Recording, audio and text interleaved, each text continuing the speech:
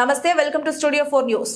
నారాయణఖేడ్ నియోజకవర్గంలోని పెద్ద Shankarampet police station లో ఎస్ఐగా బాలరాజుకి ఆత్మీయ వీడ్కోలు పలికారు. ఈ కార్యక్రమంలో ముఖ్య అతిథిగా నారాయణఖేడ్ నియోజకవర్గం ఎమ్మెల్యే డాక్టర్ పట్లోళ్ల సంజీవరెడ్డి హాజరయ్యారు. మండల అధికారులు, యువకులు, సిఐ రేణుకారెడ్డి, పోలీస్ సిబ్బంది పాల్గొన్నారు. ఈ రోజు నా ఆత్మీయ వీడ్కోలు సమావేశానికి ఇచ్చేసిన గౌరవ శాసనసభ సభ్యులు, మా సర్కిల్ ఇన్స్పెక్టర్ మేడం గారు, మరియు ఇక్కడికి నూతనంగా పోస్టింగ్ అయి వచ్చేసిన ఎస్ఐ గారికి నా హృదయపూర్వక నమస్కారాలు. అట్లే ఈ సభకు వచ్చిన ప్రతి ఒక్కరికి పేరు పేరున నమస్కారాలు తెలియజేసుకుంటున్నాను. ముందుగా నాది ఎస్హెచ్ఓగా ఇది ఫస్ట్ పోస్టింగ్. ఇది అంతకన్నా ముందు అంతా హైదరాబాద్లో చేసినాను. అక్కడంతా క్రైమ్ డిటెక్టివ్ ఇన్స్పెక్టర్గా, సబ్ ఇన్స్పెక్టర్గానే చేసినాను. పబ్లిక్తో అంతా రిలేషన్ ఉండేది కాదు, కానీ ఎవరైతే సొత్తును పోగొట్టుకున్నారో వాళ్ళతోటి బాగా ఎఫెక్షన్ ఉండేది. అంటే వాళ్ళ బాధ ఎంత కష్టపడి ఒక్కొక్క రూపాయి దాచుకొని ఒకేసారి దొంగెత్తుకొని పోతే ఎంత బాధ ఉండేదో అంత బాధ ఉండేది. అంటే మాటలు తక్కువ, కానీ ఒకే ఒక కంప్లైంట్ ఇచ్చి వెళ్ళిపోతాడు. దాని తర్వాత పనంతా మేము చేయాల్సింది ఉండే. ఆ కంప్లైంట్ కన్నా పబ్లిక్ కన్నా దొంగలతో ఎక్కువ రిలేషన్ ఉండేది. అక్కడ డిటెక్షన్ చేయడము, జైలు పంపడం అంత ఉండేది. దాని తర్వాత వీడికి ఫస్ట్ పోస్టింగ్ ఎస్హెచ్ఓగా పోస్ట్ అయిన తర్వాత వచ్చేటప్పుడు చాలా ఇబ్బంది అనిపించింది. అరే, మనం పబ్లిక్ రిలేషన్ మెయింటైన్ చేస్తామా లేదా, చాలా బాధతో వస్తారు, వాళ్ళని సరిగా రిసీవ్ చేసుకుంటామా లేదా అని చెప్పి చాలా ఇబ్బంది పడ్డా. దాని తర్వాత 1 month తర్వాత ఇక్కడ పబ్లిక్ ఫస్ట్ నా ఒడిదుడుకులని చూసి కొన్ని లీడర్లు, సార్ ఎట్లాగా సార్ ఇట్లా చేయాలి, ఇట్లా మాట్లాడాలో, రిసీవ్ చేసుకోవాలని చెప్పారు. ఒక విధంగా చెప్పుకోవాలంటే శంకరంపేట పోలీస్ స్టేషన్ అనేది నా మదర్ పోలీస్ స్టేషన్ లాంటిది. ఫస్ట్ పోలీస్ ఇక్కడే ఓనమాలు నేర్చుకున్నాను. పబ్లిక్ రిలేషన్ ఎట్లుండాలి, ఎట్లా మాట్లాడాలి, బాధతో వస్తారు.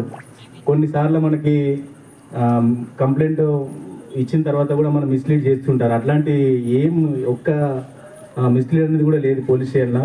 పబ్లిక్ ప్లస్ లీడర్ కూడా ఏదన్నా తప్పిదం జరిగినా కూడా, సార్ మా వంతు తప్పు జరిగింది, కొంచెం సాయం చేయండి సార్ అని చెప్పి చిన్న సాయం కోరుతారు. కానీ పెద్దగా ప్రెజర్ చేసి ఖచ్చితంగా నాకు ఇది చేయాల్సిందే, ఇది చేయకపోతే కలవది అని చెప్పి ప్రెజర్ పెట్టినట్టు ఏ రోజు కూడా లేదు.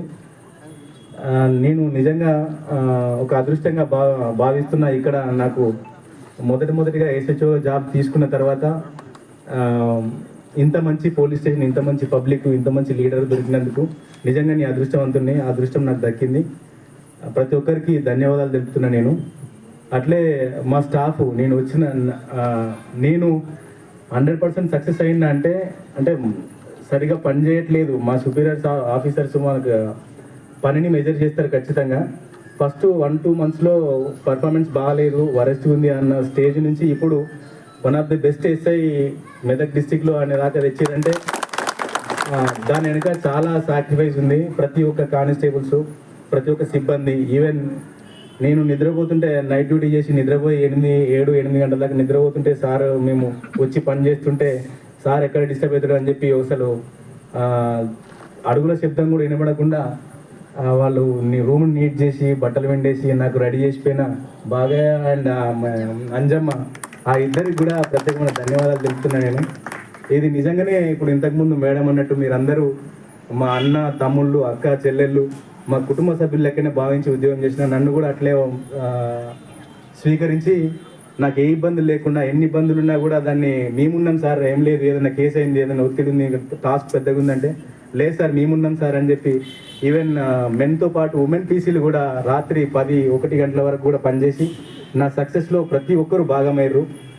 స్టాఫ్తో పాటు నా ఉన్నతాధికారులు ప్లస్ ఇక్కడ ఉన్న ప్రతి ఒక్క లీడరు, ప్రతి ఒక్కరు పబ్లిక్ అందరూ నా సక్సెస్కి, నాకు ఈ పేరు రావడానికి భాగమయ్యారు. ప్రతి ఒక్కరికి ధన్యవాదాలు. ఇక గవర్నమెంట్ ఉద్యోగం అంటే ఖచ్చితంగా ఇక్కడ నుంచి ఇంకో ప్లేస్ పోవాల్సిందే.